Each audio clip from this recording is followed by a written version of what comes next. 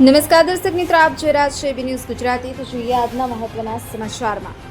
હિંમતનગરમાં no parking ઝોનમાં વાહનો towing કરવાની શરૂઆત। સાબરકાંઠા ટ્રાફિક પોલીસની કાર્યવાહીથી વાહન ચાલકોમાં ચેતવણી। હિંમતનગર શહેરમાં ટ્રાફિકની સમસ્યા હળવી કરવા માટે સાબરકાંઠા ટ્રાફિક પોલીસ દ્વારા નો પાર્કિંગ ઝોનમાં પાર્ક કરેલા વાહનો સામે ટોઈંગ કાર્યવાહી શરૂ કરવામાં આવી છે। શહેરના મુખ્ય માર્ગોની ટ્રાફિકને અડચણરૂપ બનતા વિસ્તારોમાં આડેધડ વાહન પાર્ક કરનાર વાહન ચાલકો સામે કાર્યવાહી કરવામાં આવી છે। નો પાર્કિંગ વિસ્તારમાં વાહન પાર્ક કરવાથી રસ્તા પર ટ્રાફિકની અવરજવર પ્રભાવિત થતી હોવાની પોલીસે આ અભિયાન હાથ ધર્યું છે।